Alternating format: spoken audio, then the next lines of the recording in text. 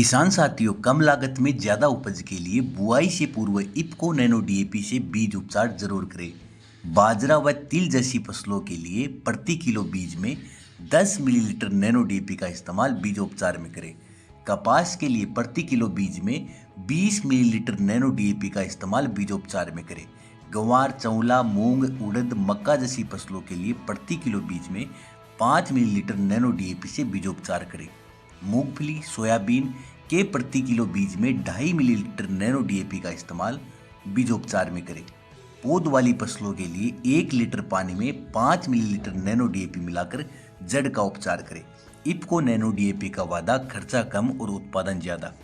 किसान साथियों, कम लागत में ज्यादा उपज के लिए बुआई से पूर्व इफ्को नैनो डीएपी से बीज उपचार जरूर करें। बाजरा व तिल जैसी फसलों के लिए प्रति किलो बीज में 10 मिलीलीटर नैनो डीएपी का इस्तेमाल बीजोपचार में करें। कपास के लिए प्रति किलो बीज में 20 मिलीलीटर नैनो डीएपी का इस्तेमाल बीजोपचार में करें। गंवार, चौला, मूंग, उड़द, मक्का जैसी फसलों के लिए प्रति किलो बीज में 5 मिलीलीटर नैनो डीएपी से बीजोपचार करें। मूंगफली, सोयाबीन के प्रति किलो बीज में 2.5 मिलीलीटर नैनो डीएपी का इस्तेमाल बीजोपचार में करें। पौध वाली फसलों के लिए 1 लीटर पानी में 5 मिलीलीटर नैनो डीएपी मिलाकर जड़ का उपचार करें। इफ्को नैनो डीएपी का वादा, खर्चा कम और उत्पादन ज्यादा।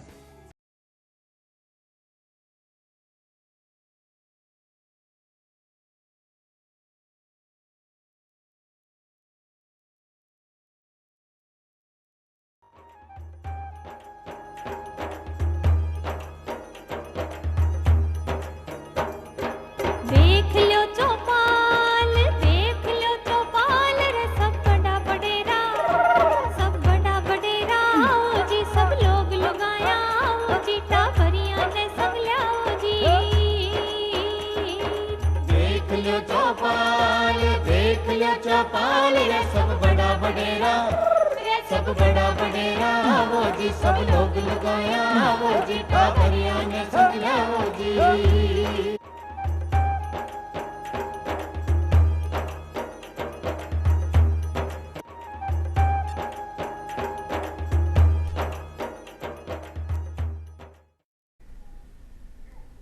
ग्रामीण बहन और भाइयों, राम राम। देखो बहनों और भाइयों, आपने गांव हो, चाहे परिवार हो, चाहे समाज हो, चाहे देश हो, एक बहुत बड़ी बीमारी है, रोग है या एक आदत है, वह है नशा करने की। अगर की भी परिवार में, समाज में नशो अगर घुस गयो तो वो परिवार बर्बाद हो जा, समाज बर्बाद हो जा और विश्व देश तक बर्बाद हो जा। तो अपन के करनो है, नशे दूर भगानो है और समाज में खुशहाली लानी है। तो ई बात की जानकारी लेके आज अपनी चौपाल में पधार्या ही श्री दिलबाग सिंह जी। नमस्कार। आप अतिरिक्त निदेशक है सामाजिक सुरक्षा, समाज कल्याण और अधिकारिता विभाग, राजस्थान में कार्यरत है। दिलबाग सिंह, स्वागत है आपको। नमस्कार। और दूसरा डॉक्टर सुनील शर्मा जी, आप वरिष्ठ विशेषज्ञ हैं, मनोचिकित्सक हैं और एसएमएस अस्पताल में कार्यरत हैं। डॉक्टर साहब, आपको भी चौपाल में स्वागत है साहब।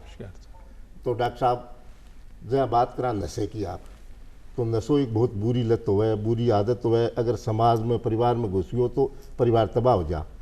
ये चीज़ है नशो, इसकी जानकारी देनी है। देखो, नशे की जो आदत है या लत है, वो मैं थान बताऊं कि कोई चीज़ आपा ले ली और बी चीज़ से थान अच्छो फील हो है, बढ़िया लागने लग जाए, लेकिन अंदर से बाहर शरीर ने नुकसान कर रही है और थान फीलिंग अच्छी आ रही है, और धीरे धीरे भी की अति लत पड़ जाए कि जत्ती मात्रा में पहली थी शुरू करी इन्हें बी में बत्तो मजो को नहीं आवे और ज़्यादा चाहे, और पहली जितने टाइम दिन में मान लो 1 बार लेता तो धीरे धीरे वह दिन में 2 बार 4 बार लगातार। तो कहने को मतलब है कि बी की आवश्यकता मात्रा में और फ्रीक्वेंसी में जब तक नहीं ले, जब तक वो आदमी अपना अपने नॉर्मल महसूस कौन करे। तो बात तो है नशे की लत और आदत। और कई बार कि जो मैं बता रहा हूँ कि शारीरिक नुकसान है, तो ज़्यादा मात्रा में लेने से जो बाकी अंगा या जो सिस्टम है, मान लो रेस्पिरेशन है या हार्ट है, बी पर भी गलत प्रभाव बी को पड़े और बी को टॉक्सिसिटी और बी को मायने जान को भी खतरो है। तो ज़्यादा लेता ही भी खतरो है, बिन लगातार लेने से भी नुकसान है और आगे के लिए भी भी शरीर को और जो धन हानि है और समाज में अपना जो रिश्ता है वे भी से बहुत खराब हुए। डॉक्टर साहब की आदत क्यों पड़े? शुरुआत में आदत लत लागने को कोई कारण हुए, कोई अज्ञानता हुए, अनजान हुए, कोई धोखो हुए, कोई फरेब हुए, क्यों लागे ये लत? देखो कि सामाजिक कारण और व्यक्तिगत रूप से कि कोई व्यक्ति कई तरह की सिचुएशन में भी ट्राई करे, पहली काफा इन लेर देखा कह तो कोई भी के सागाड़ो के एक बार ले क्यों को नहीं हुए, और कह कोई और पार्टी में और मैं कहते खुद ने लगे कि मैं एक बार लेर देखूं कि क्या चीज़ है। जना वो धीरे धीरे लेन चालू करे, जना एक बार में भी लगे कि एक बार तो अफा करो को दोबारा एक्सपीरियंस लिया, जना शुरू में तो अहिया करे। दूसरी चीज़ कि कई बार भी खुद को कोई सोशल सपोर्ट न होवे, कई बार जहाँ घर में ही लड़ाई झगड़ो हो रहे हैं, घर में ही कोई जो है नशो कर रहे हैं ना, भी के लिए बात चीज़ नॉर्मल है, बा भी एक हो सके। कई बार खुद की प्रवृत्ति जो है आपराधिक प्रवृत्ति हुए, बेकी जो संगत व अपराधी हुए जना बे भी ने इंट्रोड्यूस कर दी। तो इंट्रोड्यूस करने के बाद में शरीर में जो केमिकल चेंजेस हुए भी माफा कमा डोपामीन रिवार्ड सिस्टम एक्टिवेट हो जावे ना। डोपामीन रिवार्ड सिस्टम क्या हुआ है कि जहाँ भी जो नशीलो पदार्थ शरीर में जावे ब्रेन तक पहुँचे, जना भी की फीलिंग बढ़िया हुए ना, वो तुरंत ही स्टार्ट हो जाए कि यार वो चीज़ जोरदार है, आ लेनी चाहिए। जना भी की डिमांड बैठाऊँ बार बार आबो करे, बिन बेरो है कि इमा अपना पैसा खर्च हो रहे हैं, अपना सब कुछ हो रहा है, लेकिन वो भी के वशीभूत हो के और भी ने लगातार लेवा लाग जाए। जी आप पहले बात करी, एक दो बार काम कौन चले, फिर लगातार चाहे थोड़ी सी काम कौन चले, ज़्यादा मात्रा में चाहे जना एक को जो वो रिवार्ड सिस्टम है डोपामीन वालों वो, और भी की जो परिस्थिति है जो वो ट्राई करे एक बार भी में ही गड़बड़ हो जाए सारो मामला। तो दर्शकों डॉक्टर साहब बता दी कि एक बार थोड़ी सी ले आ थोड़ी सी भाई बहुत नुकसान कर जाएगी। ये वास्ते थाने अगर कोई भी जितना भी दर्शक देख रहे हैं तो वह आपके टाबरानी आपने बचा ली, क्या थोड़ी सी ले बा थोड़ी सी बहुत खराब हो जाएगी। ये वास्ते ओ थाने पतो चल गयो कि नशो है तो भी भाई दूर भाग जाओ, भी के नज़दीक मत आयो ताकि आप बचा रहा। दिलबाग सिंह साहब बात आपका नहीं आवे कि नशा लोग करें ही नहीं, तो एक माँ क्योंकि आप सामाजिक सुरक्षा जो जोड़ो, समाज की एक सुरक्षा रहे कि लोग नशो न करें, भी के लिए समाज को के दायित्व के प्रयास होना चाहिए ताकि लोग नशो नहीं करें। जैसा आपने बताया कि अपना टाबरा ने ध्यान सु रखा, ये आपने बहुत अच्छी बात बताई, क्योंकि नशे में एक बार जाने के बाद उसको बचाना या उसको डी एडिक्ट करना, डिटॉक्सिफाई करना बहुत मुश्किल होता है। तो सबसे पहला इसके लिए हम ये कर सकते हैं कि जो प्रिवेंटिव प्रोग्राम्स हैं या कोई भी प्रिवेंटिव एक्टिविटी है वो हम करें, और उसके अंतर्गत जो प्रिवेंटिव एक्टिविटीज़ में जो आती हैं वो आती है सबसे पहले अवेयरनेस कि जितने भी टाइप के जो नशे की जो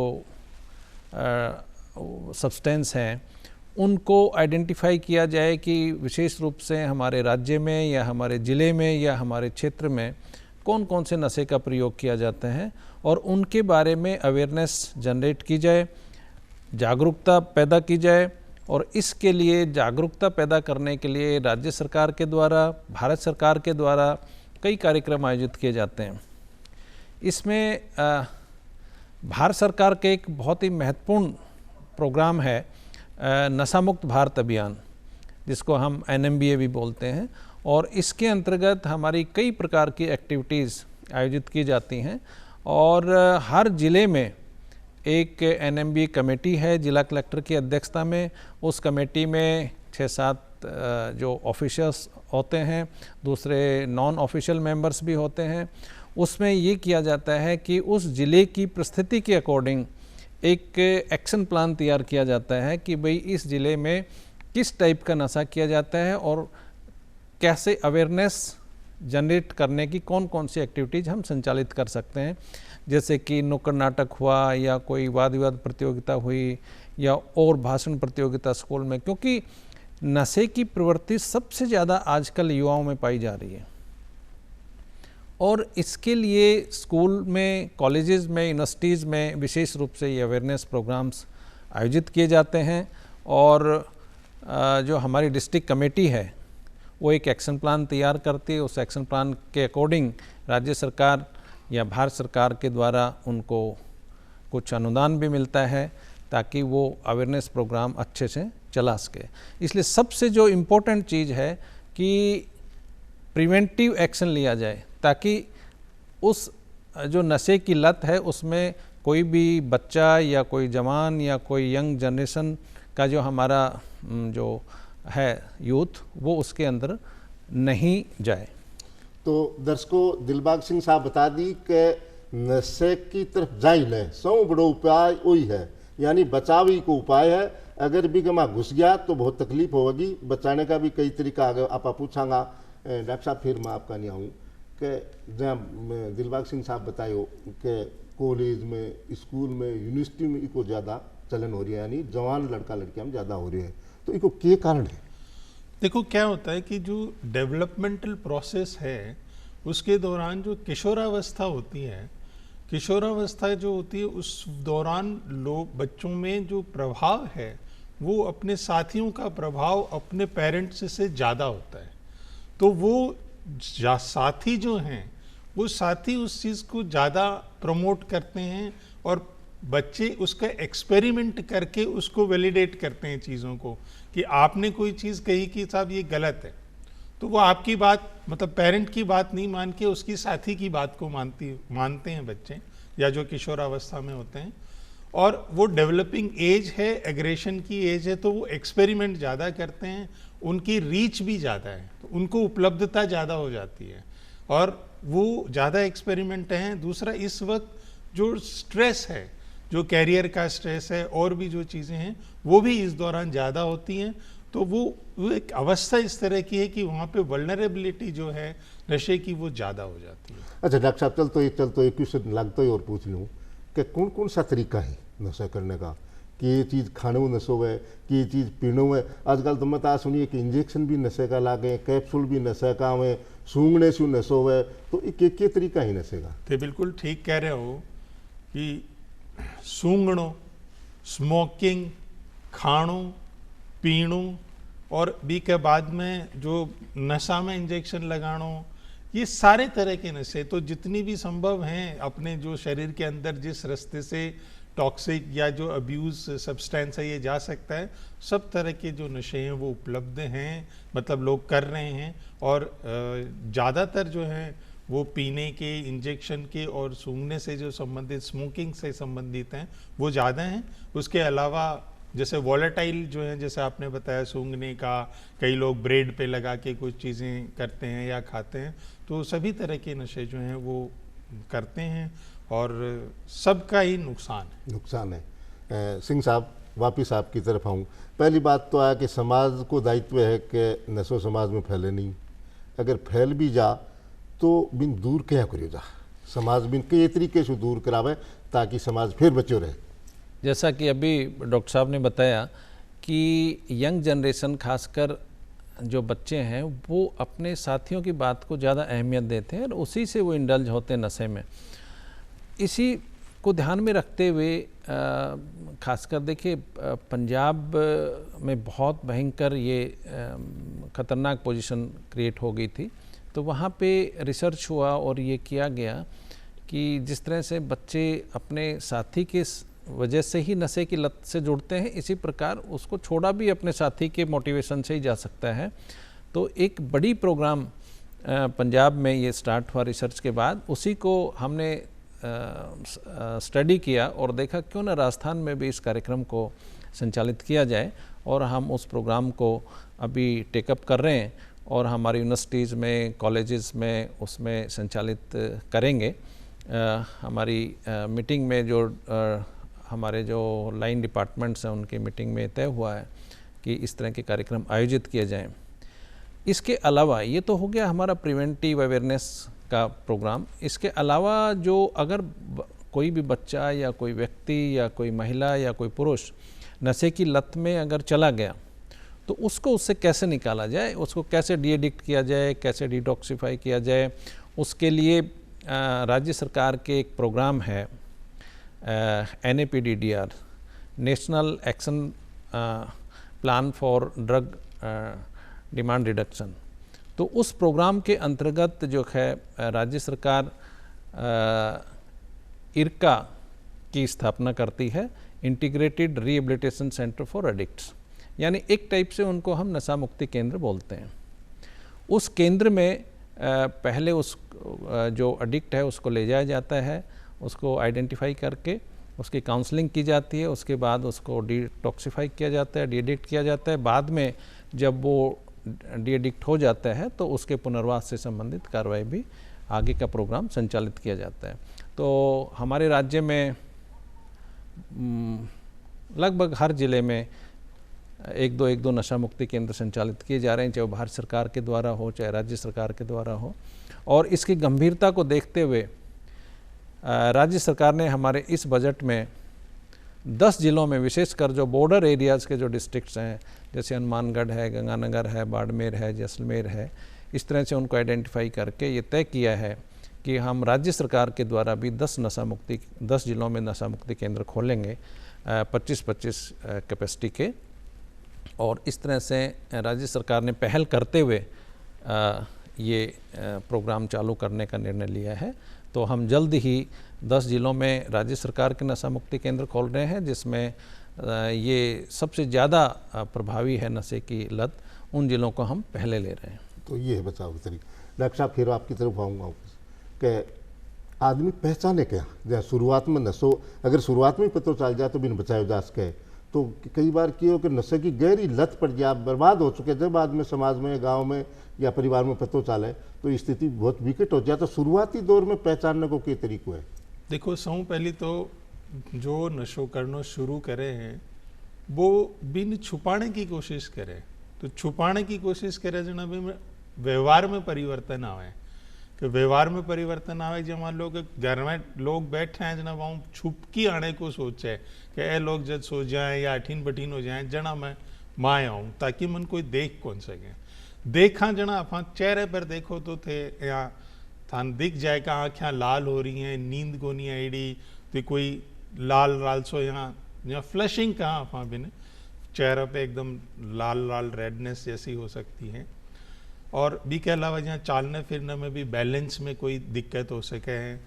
भी के अलावा जहाँ पीसा पाई जो हैं तो वह कोई कठाऊँ रुपया और कोई दाम तो लागे ही, जब बै कठाऊँ ले रहे हैं वो भी क्या बैंक के खाता ने थे, मान लो टाइम टू टाइम चेक करो, वो पीसा मांग रहे है। कई बार की स्थिति आ जाए कि पड़ोसों मांग लें, रिश्तेदारों मांग लें कि पिताजी कहो है कि पीसा दे दो, ना बैठाऊँ भी हो जाए।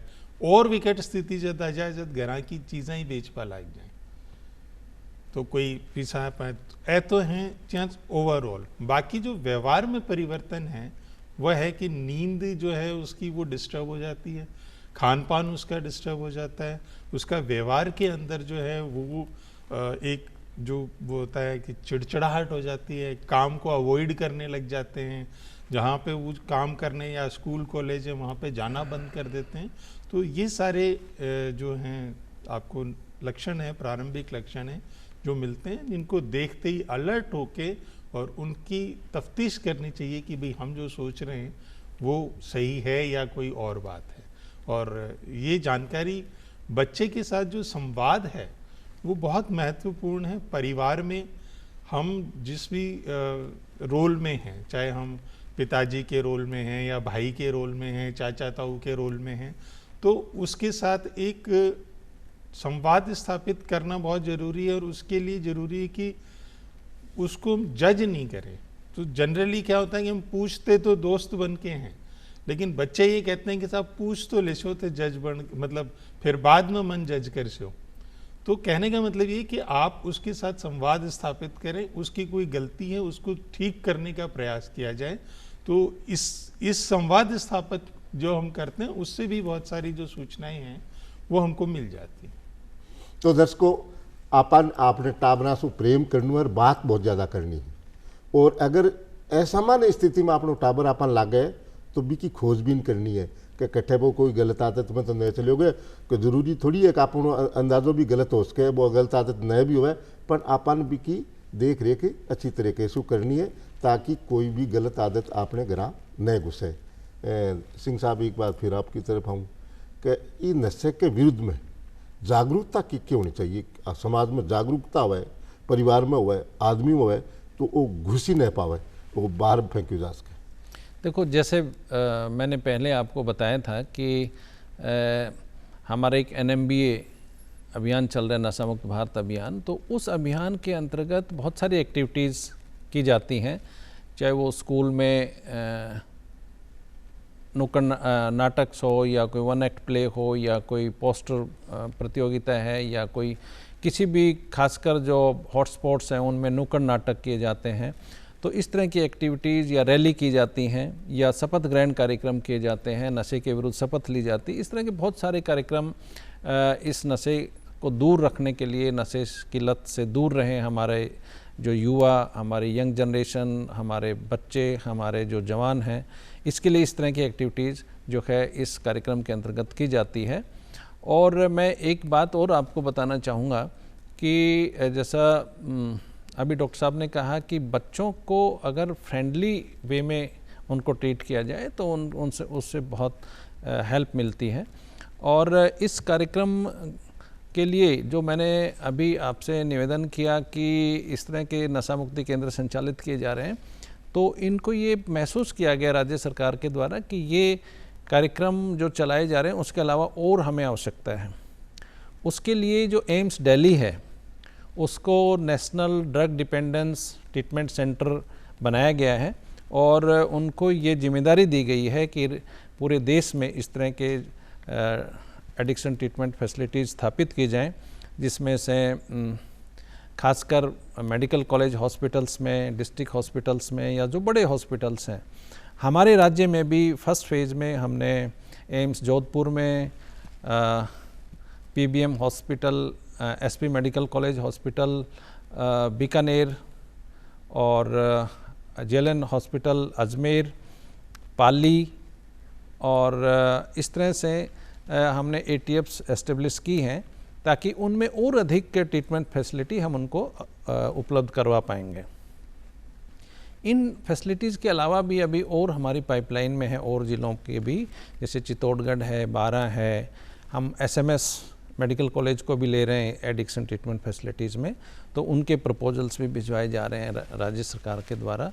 हमने भी मेडिकल एंड हेल्थ डिपार्टमेंट को लिखा है कि इनके प्रपोजल्स भिजवाएं, ताकि क्योंकि जो मेडिकल कॉलेज हॉस्पिटल्स हैं या डिस्ट्रिक्ट हॉस्पिटल्स हैं उनमें ये फैसिलिटीज़ और अधिक प्रभावी तरीके से संचालित की जा सकती है। तो ये बहुत सारे प्रोग्राम राज्य सरकार के द्वारा आयोजित किए जा रहे हैं, और हम आशा करते हैं कि हमारा राज्य जो है इस नशे की जो लत है जो फैलती जा रही है उसको हम कंट्रोल कर पाएंगे। डॉक्टर साहब, आदमी के या समाज के सबके प्रयासों के बावजूद भी कोई आदमी नशे की लत को आदी हो गया, तो नशा मुक्ति केंद्र भी है कि बीम के तरीके से वो की है, के तरीके से बैठे ले जाए जा सके और भी नशे से मुक्त कराए जा सके की जानकारी देंगे। देखो क्या है कि जद से आफान बेरो पड़े कि वो व्यक्ति नशो करने लागो, जद से ही सारा प्रयास आफान करना हुए, तो नशा छोड़ने की जो कई स्टेजेस हैं, तो बी में 5-6 स्टेजेस हैं। जो हम पहली तो प्री कंटेम्पलेशन, मतलब आदमी नशो करे बिन बेरो ही कोनी कि इससे मन कोई नुकसान हो रहा है तो वो छोड़ने की कौन सोचे। तो बी स्थिति में कि बिन काउंसलिंग करना पड़े, बार बार बिना भी चीज़ के बारे में बताना पड़े। फिर कंटेम्पलेशन है, कंटेम्पलेशन में भी यहाँ समझ में आवे कहाँ नुकसानदेह एक चीज़ है, लेकिन अबार भी वो छोड़ने के लिए तैयार को नहीं भी। फिर आवे कि वो प्रिपरेशन करे थर्ड स्टेज में कि मैं प्रिपेयर हूँ, अब मैं छोड़ने की स्थिति में आएगा कि हाँ बुरी चीज़ है, मेरे शरीर ने नुकसान पहुँचा रही है, तो मैं अब इन्हें छोड़ दूँ। फिर आवे एक्शन, एक्शन में वो कहे कि हाँ अब मैं छोड़ रहा हूँ, तो मन कोई जो हेल्प चाहे, या मान लो बी टाइम आफा बिन नशा मुक्ति में भी भर्ती कर सका या टेम्परेरी भर्ती कर सका, वो डिपेंड करे कि वो के नशो ले रहे हैं, कितनी मात्रा में ले रहे हैं, और बी का विड्रॉल सिम्टम के हुए हैं। तो कई बार जहाँ आपने देखा कि जहाँ एल्कोहल है बहुत कई दिनों से ले रहे हो, बहुत मात्रा में ले रहे हैं, और वो एकदम से छोड़ दें मान लो, तो भी के बाद में दिक्कत आने लग जाए, कोई सीजर वगैरह आ जाए, भी में एपिलेप्टिक फिट्स वगैरह पड़वा लग जाए।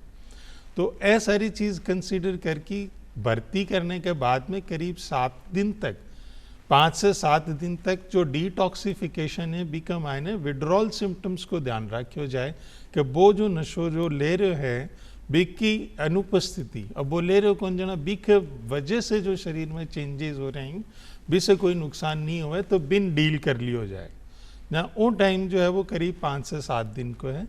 बी के बाद में बिन आगे की मेंटेनेंस फेज में लेके जानो कि भाई अब तू एक बार ले लियो, अब आगे नहीं लेना है। तो आगे में कि गांव में या शहर में जठे भी जैसी बई तो भी का साथी मिलसी, बई सिचुएशन मिलसी तो बान कया हैंडल करे और कया बिन मना करे भी हूँ दूर कया रहे ना। बाकी का जो दिन है बी की प्रैक्टिस कराई जाए और फिर बाद में जो है वो रिकवरी में आ जाए। तो लगभग जो जैसे मैंने बताया 5 से 7 दिन को तो आपको टाइम होगो वो विड्रॉल आड़ो और बी के बाद में डिपेंड करे व्यक्ति से व्यक्ति के कितना दिन बिन बैठे रखियो जा सके। तो वो 1 महीनों भी हो सके, 20 दिन भी हो सके, 25 दिन भी हो सके, तो लगभग ये टाइम में वो हो जाए। फिर भी के बाद में जो रिहेबिलिटेशन है वो काम अलग तरीके से हुए। तो बीजा भी में नशा मुक्ति केंद्र में रहने की भी टाइम आवश्यकता को नहीं। और एक चीज़ में ही मैं और कहना चाहूँ कि कई बार यहाँ देखा है कि जो नशा मुक्ति केंद्र हैं वह ऑथराइज्ड नहीं हुए, कई बार बैठे भी लोग पेशेंट ने भर्ती कर दी जैसे सुविधा को नहीं या वह लीगल को नहीं। तो मैं ये प्रोग्राम के माध्यम से और कहना चाहूँ कि जो सरकार अपन सुविधा दे रही है, सारी सुविधा जटे हैं जो अधिकृत थी बाई सेंटर पर अपन भर्ती कराना चाहिए। डॉक्टर साहब छोड़ने के बाद भी दोबारा लत को शिकार न हो जाए, इसकी जानकारी भी देनी है। बहुत आई मैं थान बताना चाहूँ कि जो बाकी को पीरियड है भी में आई कोशिश करी जाए कि भाई अब आगे नहीं लेवा भी के लिए अपन की चीज़ को ध्यान रखना चाहे।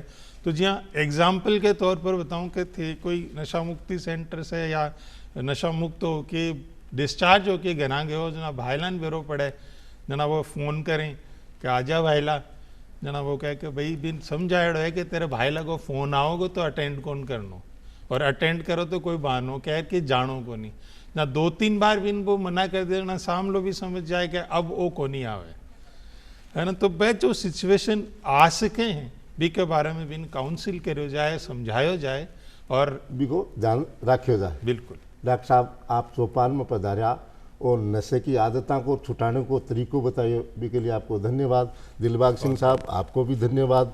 आज आप लोग कार्यक्रम अठे खत्म हो चला। राम राम साहब। नमस्कार नमस्कार।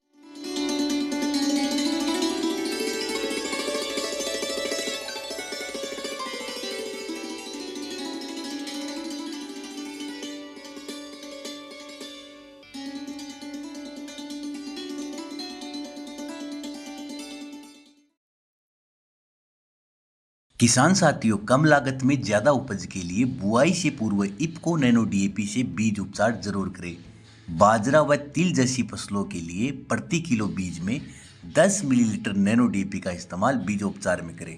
कपास के लिए प्रति किलो बीज में 20 मिलीलीटर नैनो डीएपी का इस्तेमाल बीजोपचार में करें। गंवार, चौला, मूंग, उड़द, मक्का जैसी फसलों के लिए प्रति किलो बीज में 5 मिलीलीटर नैनो डीएपी से बीजोपचार करें। मूंगफली, सोयाबीन के प्रति किलो बीज में 2.5 मिलीलीटर नैनो डीएपी का इस्तेमाल बीजोपचार में करें। पौध वाली फसलों के लिए 1 लीटर पानी में 5 मिलीलीटर नैनो डीएपी मिलाकर जड़ का उपचार करें। इफ्को नैनो डीएपी का वादा, खर्चा कम और उत्पादन ज़्यादा।